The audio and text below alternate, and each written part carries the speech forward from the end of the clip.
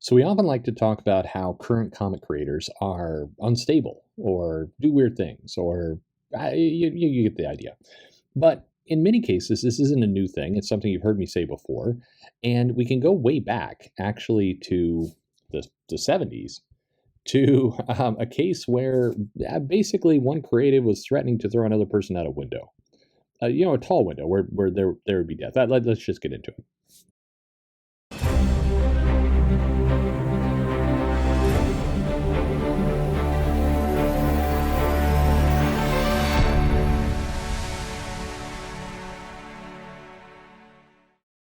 Hey everybody, this is Perch. I'm going to throw some names at you you may have never heard of, but hopefully you have. The first one's an easier one. This is Roy Thomas. Now, who was Roy Thomas? Roy Thomas was a comic book writer, and then he was an editor, and then ultimately he was the guy who took over as editor-in-chief for Stan Lee back in the early 70s.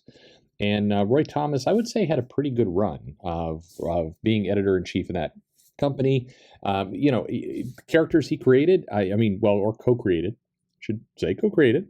Wolverine as an example, Luke Cage, Ultron, Adam Warlock, Ghost Rider, the whole Squadron Supreme, the Black Knight, Havoc. It goes on and on. A lot of characters from that time frame, including Carol Danvers. So you could blame him if you don't like Captain Marvel. At any rate, Roy Thomas was pretty prolific. I think I would guess, and I'm completely guessing now, thousands of comics kind of under his belt, has worked for all the major companies that have existed here. And when he took over as editor-in-chief for Stan, that wasn't an easy job. I'd say, in fact, that was a probably brutal job at the time, because Stan Lee was so kind of ingrained in that company, and to be the guy who follows Stan Lee, that's not going to be a good time in many cases.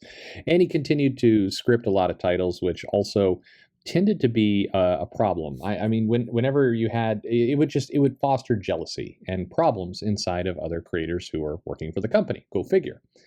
So that's Roy Thomas. The other person involved here is a guy named Vince Colletta. Now, there's a name you might not know, but you should.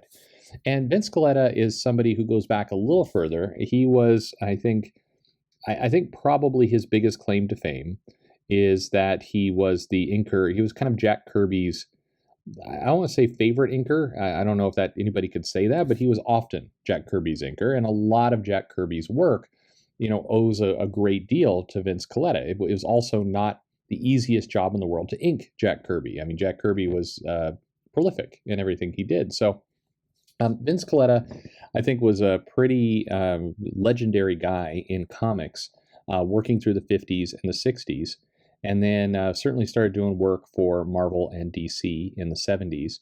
He was actually DC's art director kind of later in his career in 76. And you think about this as where does he come in? Vince Colletta arguably discovered Frank Miller, and there are other people there that he brought in. So the comics industry bears a lot of thanks to Vince Colletta as well, who did a lot in the 70s to really kind of make comics.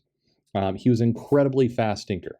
He was known as being extremely reliable. If people were missing a deadline, you called Colletta, he got it done. And in many cases, this is where problems set in, because he would often, or at least there was claims that he would erase or modify the original penciler's work. But at the same time, Jack Kirby is not having a problem with him. I mean, come on, that's Kirby. But there's a lot of people who love Kirby who hate Colletta as a result, because they felt like he changed the work quite a bit. Now, Colletta believed, and he would defend himself by saying, hey, his style mattered too. This was where the inker actually mattered in comics.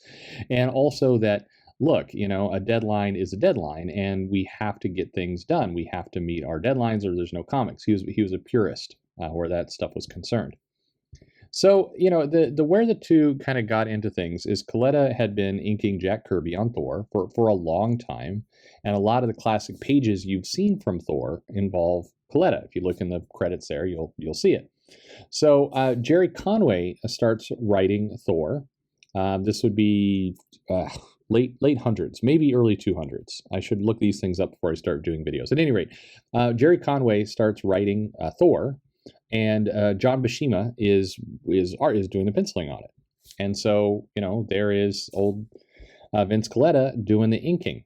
But in this case, Conway has a problem, and he gets irate for reasons that are a little unclear, but does not like Vince Colletta on the book, doesn't like the way that he's ruining Buscema's art, and he basically demands that Colletta is taken off the book. He's picturing a new Roy Thomas, kind of in the editor-in-chief job, being told by Conway, "You get this guy off the book, or I walk."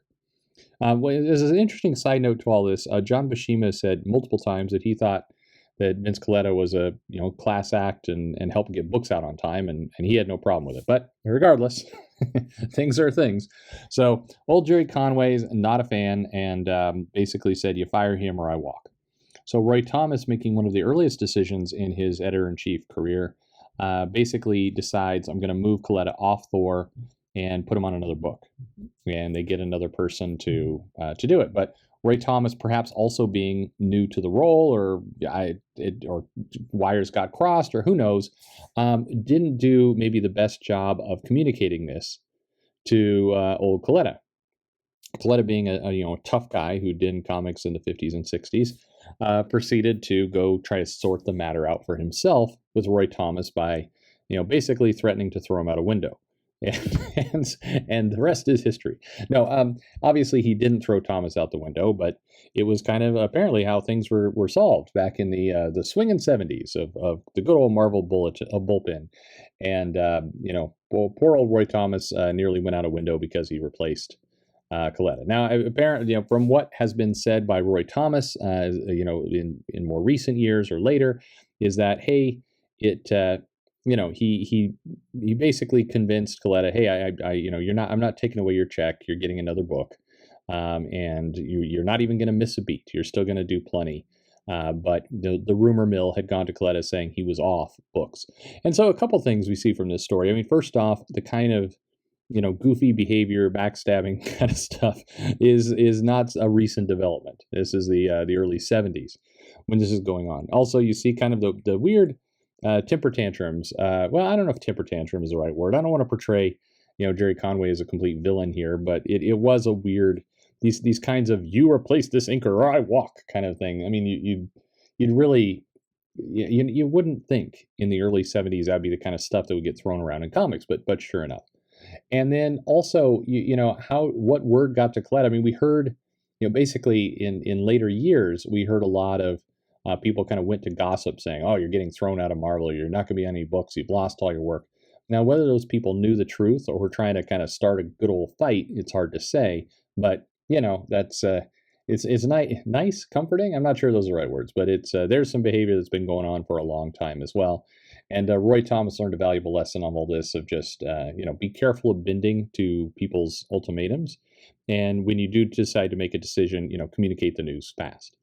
So apparently, following this, and as things calmed down and were explained, Roy Thomas and Vince Colletta got on and quite well, and did I think became friends and worked out just fine. He would come and do more with Marvel. Vince Colletta would come and do more with Marvel in the years to come, even though he kind of bounced back and forth between Marvel and DC. But again, he did a lot, and he was the fast guy, and he was one of those people in comics that really stood up for the idea of it being a business, that you needed to meet deadlines and you needed to take your work seriously, and that speed and technical profession were something to be admired and something that should be respected. There's another kind of story of Vince Colletta of after Jim Shooter was fired by Marvel, while various members of the company were making piñatas and beating them or blowing up Pittsburgh in effigy as kind of revenge against Shooter. Colletta basically, well, I mean, I don't know about professionally, but did kind of the opposite. Sent a giant, the quote is profanity laced letter saying that this was a stupid decision for Marvel to fire Jim Shooter and that they were letting the inmates run the asylum.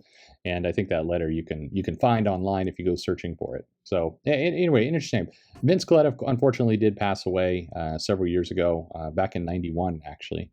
And Roy Thomas, of course, is thankfully still with us and has got a lot of interesting stories to tell. Roy Thomas is somebody to kind of listen to because if you think about it, the '70s were a seeding ground for a lot of action, a lot of things that would go on at Marvel, and I think he really kind of sat on top of quite an interesting piece of history. But there you go. There's a little story. Creators threatening to throw other creators out windows, all the way back in the '70s. So this business is you either get depressed by it or you kind of laugh. I mean, it's what do you make of all that?